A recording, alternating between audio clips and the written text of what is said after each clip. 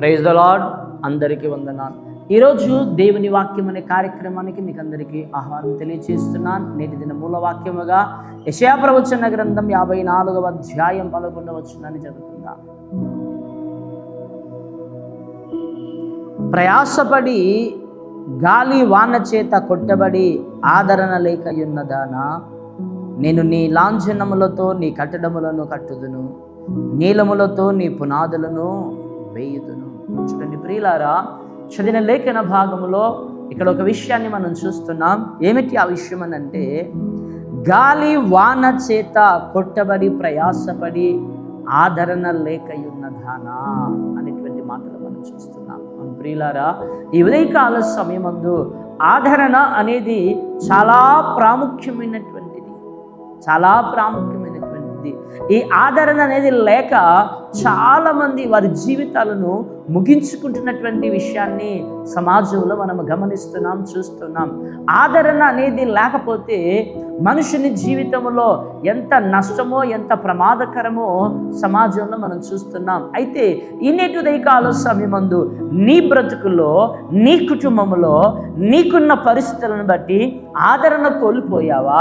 దైవ ఆదరణ నీకు అనుగ్రహించబడుతుందని ఈ ఉదయకాల సమయమందు పరిశుద్ధాత్మ దేవుడు నీతో నాతో మాట్లాడుతూ ఉన్నాడు. ఏమిటి ఆ విషయం అని అంటే, చూడండి ప్రియులారా, ఆదరణ ఏమిటి? ఆదరణ అంటే ఒక మనుషునికి ఉన్నటువంటి తోడు కోల్పోయినప్పుడు ఆదరణ కోల్పోయే వాళ్ళు ఉన్నారు.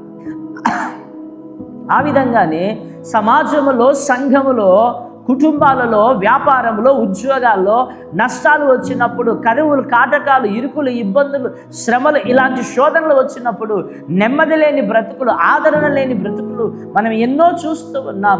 ఇనేటి కాల సమయమందు నీ కుటుంబంలో నీ భర్త వలన ఆదరణ కరువైపోయిందా? నీ భార్యను బట్టి ఆదరణ కరువైపోయిందా? నీ పిల్లలను బట్టి ఆదరణ కరువైపోయిందా?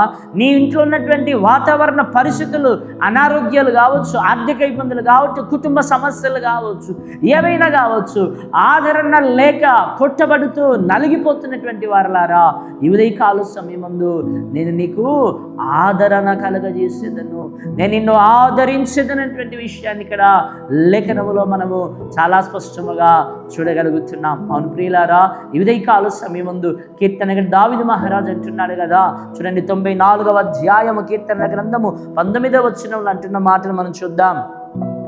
నా అంతరంగమందు విచారములు హెచ్చగా నీ గొప్ప ఆదరణ నా ప్రాణమునకు నెమ్మది కలుగజేయుచు ఉన్నది.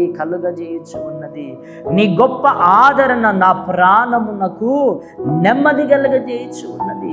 మన బ్రతుకులో, మన జీవితంలో నెమ్మది అనేది, ప్రశాంతత అనేది, ఆదరణ అనేది దైవానుగ్రహమై ఉన్నది.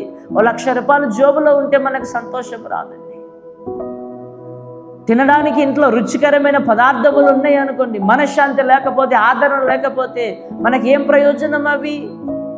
కనుక ఏమి ఉన్నా లేకున్నా మనకు ఆదరణ ప్రాముఖ్యమైనది. కనుక ఈ ఆదరణ కరువైనటువంటి దానా నేను నిన్ను ఆదరించేదనని లేఖనము మనము చాలా స్పష్టంగా చూడగలుగుతున్నాం.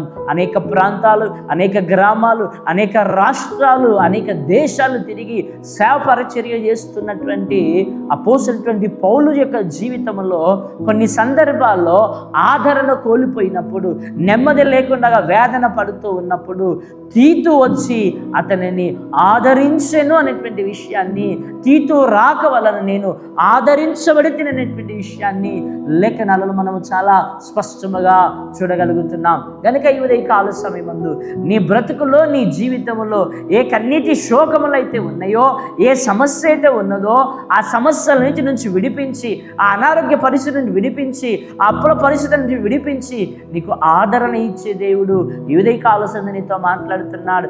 నేను నిన్ను ఆదరించేదను. అవును, సాక్ష్యం మనం వింటున్నాం. నా అంతరంగములో ఏమిచ్చిపోయాయట? గొప్పగా ఇచ్చిపోయాయట. ఏంటివి? సమస్యలు, శోధనలు, ఇబ్బందులు ఎక్కువైపోయాయట. కానీ దేవుని ప్రేమ ముందు, దేవుని కృప ముందు ఆ సమస్యలు ఏవి కూడా నిలబడలేకపోయాయట.